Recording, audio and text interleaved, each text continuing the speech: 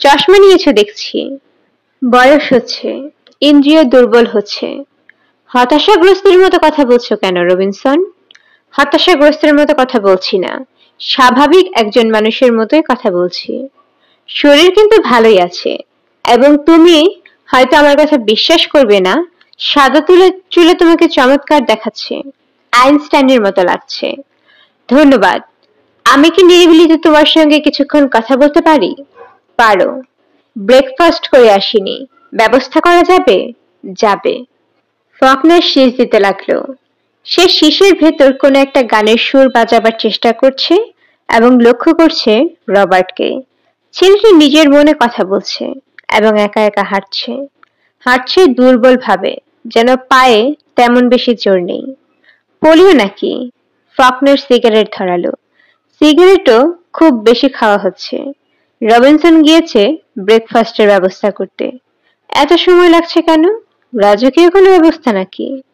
কফির প্রায় চুমুক দিয়ে ফকনার হালকা গলায় বলল, এবারে কত টাকার মর্টগেজ? $30,000। কত বছরে দিতে হবে? 20 বছর। তোমার রোজগার পাতি কি? তেমন কিছু না। কিছু করছো না? করছি। বছরে কত আসে? খুব সামান্য, বলার মতো কিছু না। দুঃসময় যাচ্ছে? রবিনসন জবাব দিল না। ফকনার তার স্বভাবসুলভ সহজ ভঙ্গিতে বলল, আমি তোমার জন্য একটা চেক নিয়ে এসেছি। এ দিয়ে মর্টগেজের পুরো টাকাটা দেয়া যাবে, এবং কাজ শেষ হলে তুমি সমান পরিমাণ টাকা পাবে। বাকি জীবন হেসে খেলে চলে যাবার কথা। রবিনসন চুপ করে রইল। কাজটা কি করতে চাও না? না, কারণ আমি অবসর নিয়েছি। বাকি যে কটা দিন বাঁচবো রবার্টের সঙ্গে থাকতে চাই। বেঁচে থাকার জন্য তো টাকার প্রয়োজন। তুমি আমার জন্য যে ব্রেকফাস্টের ব্যবস্থা করলে, তা দেখে মনে হয় তোমার ঝুড়ি ফুটো হয়ে গেছে। ফকনার, আমি অবসর নিয়েছি। মানুষ অবসর নেয় একেবারেই যখন মারা যায়। তোমাকে আমার ভীষণ দরকার, কিন্তু আমার তোমাকে দরকার নেই। আমার দরকার রবার্টকে। ওর কেউ নেই, আমি ওর একমাত্র অভিভাবক। ফকনার হেসে উঠল। হাসছো কেন? তোমার কথা শুনে। তুমি বললে তুমি তার অভিভাবক। কপর দক্ষিণ একজন অভিভাবকের ওর কোনো প্রয়োজন নেই। ওর প্রয়োজন ডলারের। ডলারের মতো বড় অভিভাবক এখনো তৈরি হয়নি। আমি তোমার সঙ্গে যুক্তিতর্কে যেতে চাচ্ছি না। চাচ্ছ না কারণ তোমার কাছে তেমন কোনো যুক্তি নেই। ফকনার, তুমি এখন যেতে পারো। ফকনার উঠল না, নরম গলায় বলল, রবিনসন, আমার অবস্থা তোমার চেয়েও খারাপ। এই মিশনটির উপর আমাদের বেঁচে থাকা নির্ভর করছে। প্ল্যানটি তোমাকে করে দিতে হবে, প্লিজ। অন্য বিষয় নিয়ে কথা বলো ফকনার। গান বাজনায় কি তোমার এখনো আগের উৎসাহ আছে? ফকনার দীর্ঘ সময় চুপচাপ হয়ে বসে রইল। ছোট্ট ছেলেটি দিব্যি নিজের মনে ঘুরছে, বকবক করছে। কি বলছে সে? ফকনারের ইচ্ছা হলো ছেলেটির কথা শুনতে। ফকনার, আমার একটু কাজ আছে। উঠতে বলছো? হ্যাঁ। আমি একটি খসড়া পরিকল্পনা করেছিলাম, সেটা একটু দেখবে? না। আমি দুঃখিত ফকনার। ফকনার উঠে দাঁড়ালো। ছোট্ট ছেলেটি বলল, চলে যাচ্ছ? হ্যাঁ, চলে যাচ্ছি। আর আসবে না? খুব সম্ভব না। রবিনসন গেট পর্যন্ত এগিয়ে দিল। ফকনার বলল, তোমার নাতিটি চমৎকার। ও ছাড়া আমার আর কেউ নেই, আমি ছাড়া ওরও কেউ নেই। ফকনার হাসল, হালকা স্বরে বলল, একমাত্র আমারই কোনো পিছুটান নেই। এক একবার মনে হয় এরকম একটা পিছুটান থাকলে বোধহয় ভালোই হতো। আচ্ছা, চললাম। রবিনসন দেখলো লম্বা লম্বা পা ফেলে ফকনার নেমে যাচ্ছে। ক্লান্ত মানুষের হাঁটার ভঙ্গি। হেঁটে যাচ্ছে, কিন্তু একবারও পেছনে ফিরে তাকাচ্ছে না। এর সত্যি কোনো পিছুটান নেই। মায়া মমতাও বোধ হয় নেই। নাকি আছে? প্রায় 10 বছর আগের একটা ঘটনা মনে পড়ল। ব্রাজিলে বড় ধরনের একটা অপারেশন। হার্বি ফকনার দলপতি। ঠিক করা হলো আহতদের নিয়ে কেউ মাথা ঘামাবে না, আহতদের ফেলে আসা হবে, এছাড়া উপায় নেই। কিন্তু হার্বি ফকনার একটা অদ্ভুত কাণ্ড করলো। আহত রবিনসনকে পিঠে ঝুলিয়ে 21 কিলোমিটার দৌড়ে ফিরে এলো মূল ঘাঁটিতে। রবিনসন আজ সারাক্ষণ ভাবছিল ফকনার পুরনো ঘটনাটি তুলে তার উপর চাপ প্রয়োগ করবে, কিন্তু সে তা করেনি। রবিনসন দেখল ফকনার রাস্তায় নেমে গেছে এবং এই দীর্ঘ সময়ে একবারও পেছনে ফিরেননি। আশ্চর্য লোক। রবিনসন উঁচু গলায় ডাকল, ফকনার, ফকনার। ফকনার পিছনে ফিরে তাকালো। তোমার খসড়া পরিকল্পনাটা দেখতে চাই। ফকনার দাঁড়িয়ে আছে, যেন রবিনসনের কথা ঠিক বিশ্বাস করতে পারছে না। রবিনসনের হঠাৎ দারুণ মন খারাপ হলো। সে নিশ্চিত জানে এই মিশন থেকে সবাই বেঁচে ফিরে আসবে, শুধু সে ফিরবে না। এসব জিনিস টের পাওয়া যায়। মৃত্যু খুবই গোপনে রক্তের সঙ্গে কথা বলে। ফকনার পাহাড়ি ছাগলের মতো তরতর করে উঠে আসছে। রবার্ট অবাক হয়ে দেখছে। একসময় সে আনন্দে হাততালি দিয়ে উঠল। শিশুরা মাঝে মাঝে অকারণেই উল্লসিত হয়। গামাল হাসিম লোকটি স্বল্পভাষী, দুর্বল এবং কাহিল এক মানুষ। এই অস্ত্র ব্যবসায়ীকে দেখে মনেই হয় না তিনি কোনো কাজ ঠিকভাবে শেষ করতে পারবেন। বয়স প্রায় 70-এর কোঠায়। কানে ভালো শুনতে না পাওয়ার জন্য ইদানিং তাকে হিয়ারিং এইড ব্যবহার করতে হচ্ছে। 2 মাস আগে বাঁ চোখে ক্যাটারেক্ট অপারেশন হয়েছে। অপারেশন ঠিকমতো হয়নি কিংবা কিছু একটা হয়েছে, যার জন্য এখন তিনি বাঁ চোখে কিছুই দেখেন না। 2-3 সপ্তাহ ধরে ডান চোখে অসুবিধা দেখা দিচ্ছে। সারাক্ষণে চোখ দিয়ে পানি পড়ে। ডাক্তারের পরামর্শে বেশিরভাগ সময় তাকে চোখ বন্ধ করে রাখতে হয়।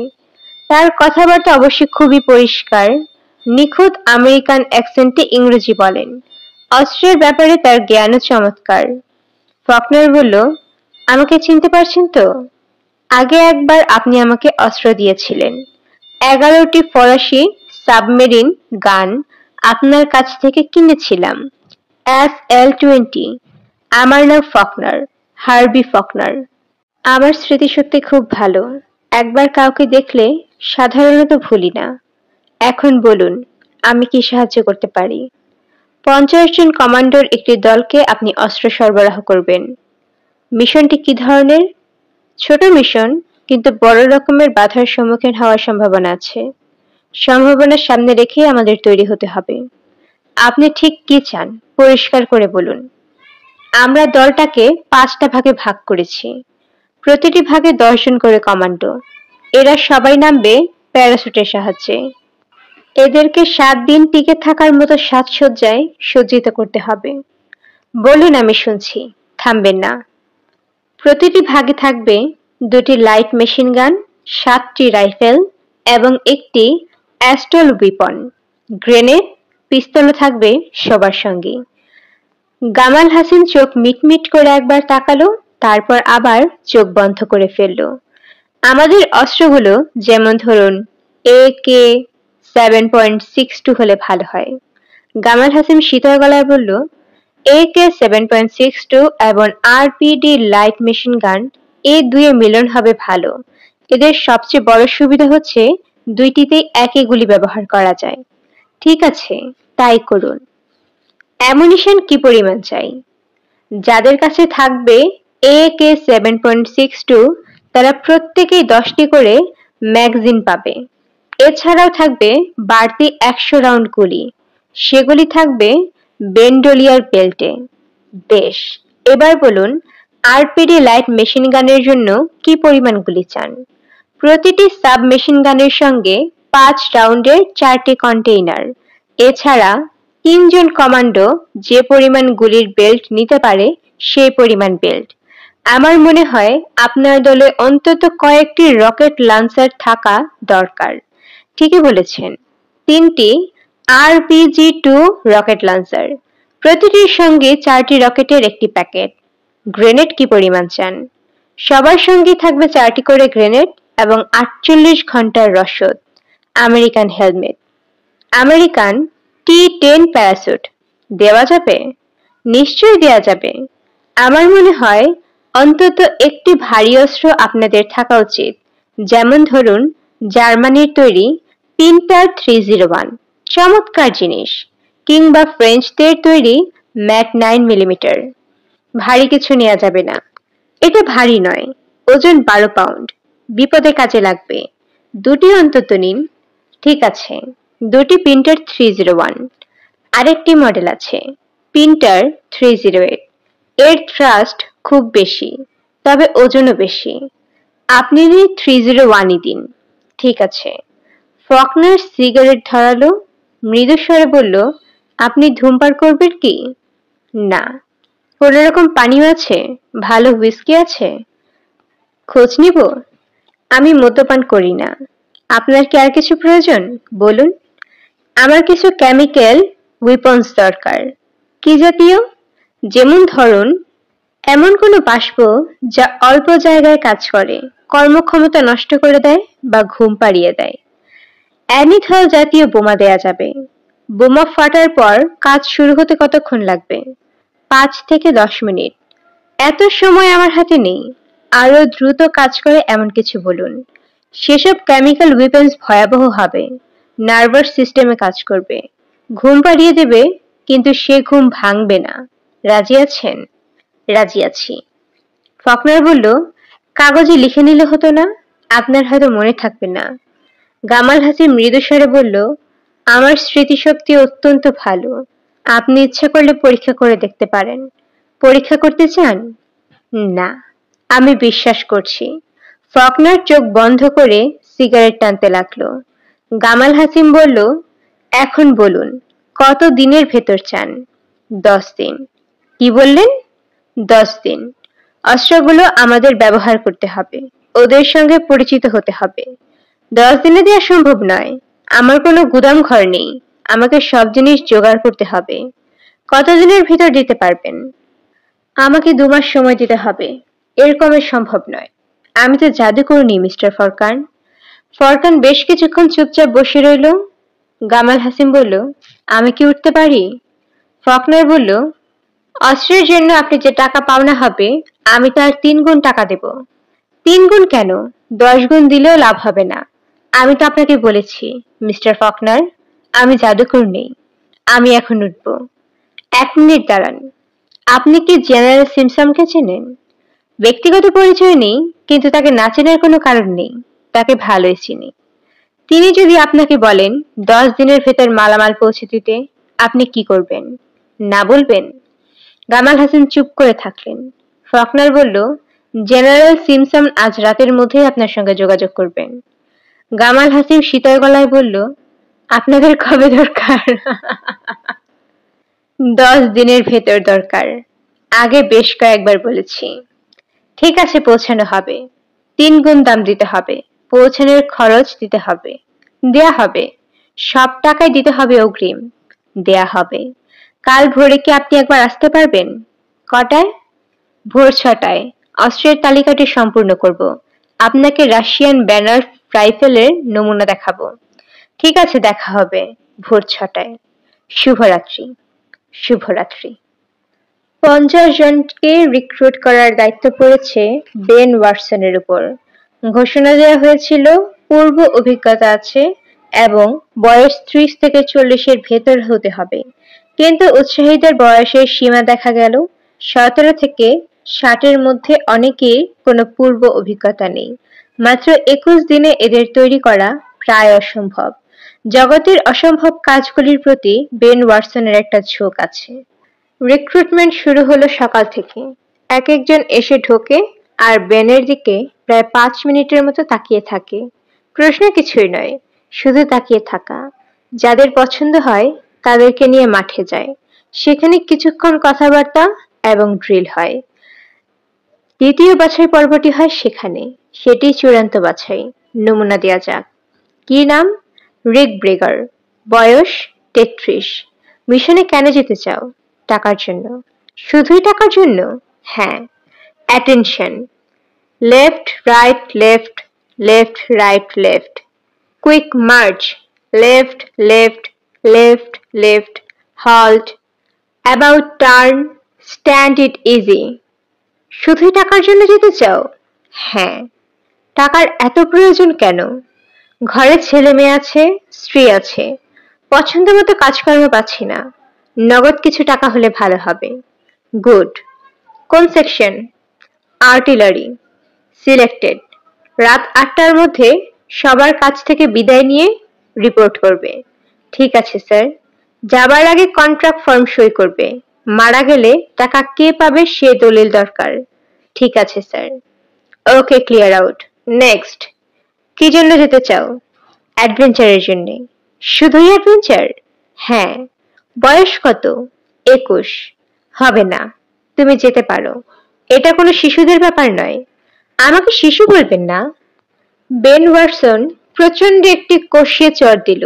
ছেলেটি প্রায় 4 ফুট দূরে উল্টে পড়ল। বেন গম্ভীর গলায় বলল, বিদায় হও, কুইক। তুমি কি আমেরিকান? না, আমি আমেরিকান নই।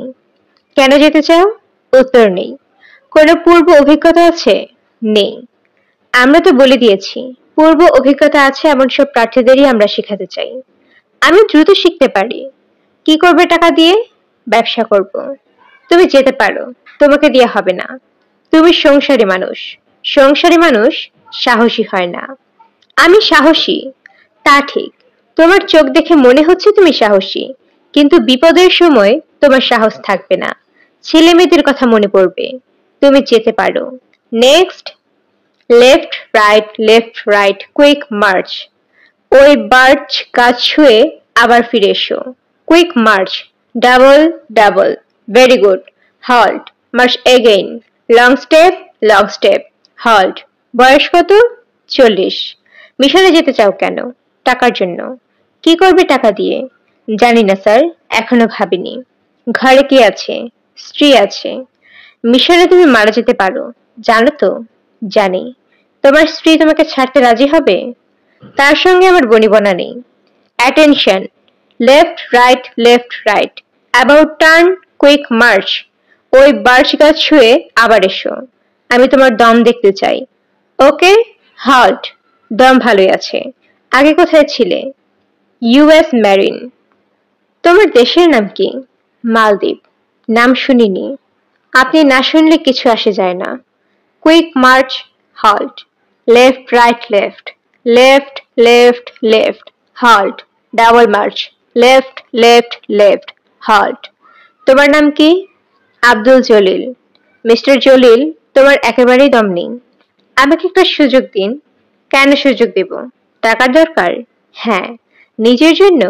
না, নিজের জন্য নয়। অ্যাটেনশন।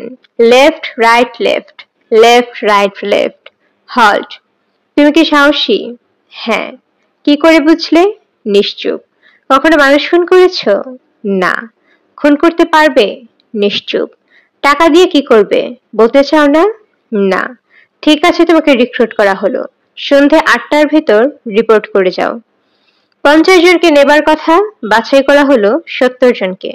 বেন ওয়াটসনের ধারণা, ট্রেনিং পর্বে বাদ পড়বে কিছু মানুষ। আহতজনিত কারণে চূড়ান্ত পর্যায়ে অনেককে বাদ দিতে হবে। কয়েকটি মৃত্যু ঘটাও বিচিত্র নয়। রাত 8টা। 70 জন সদস্যের চুক্তিপত্রে সই করা হয়েছে। এরা বসে আছে মস্ত একটি হল ঘরে। সমস্ত দিনের ধকলে সবাই কিছুটা ক্লান্ত এবং উত্তেজিত। অনিশ্চয়তার একটা ব্যাপার আছে। অনিশ্চয়তা মানুষকে দুর্বল করে দেয়। হার্বি ফকনার ঘরে ঢুকলো রাত 9:15। এই চেহারায় এমন কিছু একটা আছে যা দেখলে ভরসা পাওয়া যায়। হ্যালো, আমি ফকনার। তোমাদের মধ্যে কেউ কেউ হয়তো আমাকে চেনো। কি, চেনো না? কোনো সাড়া পাওয়া গেল না। একজন রিক্রুট শুধু দাঁত বের করে হাসলো। সম্ভবত সে চেনে। আমি ছোট্ট একটা বক্তৃতা দেব, কারণ বক্তৃতার ব্যাপারটি আমার পছন্দ নয়। তোমাদেরও সম্ভবত নয়। এটা অলস মানুষদের একটা শখের ব্যাপার। মৃদু হাসির শব্দ শোনা গেল। নড়েচড়ে বসলো অনেকেই। আগামীকাল সকাল 10টায় আমরা চলে যাব ট্রেনিং গ্রাউন্ডে। সেই ট্রেনিং গ্রাউন্ডটি কোথায় তা জানার দরকার নেই। যেটা জানা দরকার সেটা হচ্ছে ট্রেনিং দেবে কে। যিনি ট্রেনিং দেবেন তার নাম বেন ওয়াটসন। কমান্ডো ট্রেনিং এর মতো তার মতো যোগ্য দ্বিতীয় কেউ আছে বলে আমার জানা নেই। তোমরা নিজেরাও তা বুঝতে পারবে। ট্রেনিং এর পর্যায়ে দ্বিতীয় পর্যায়ে পরিচালনা করবেন এন্ড্রু জোনাথন। তার ট্রেনিং বেন ওয়াটসনের ট্রেনিং এর মতো ভয়াবহ হবার কথা নয়। সবাই নড়েচড়ে বসলো।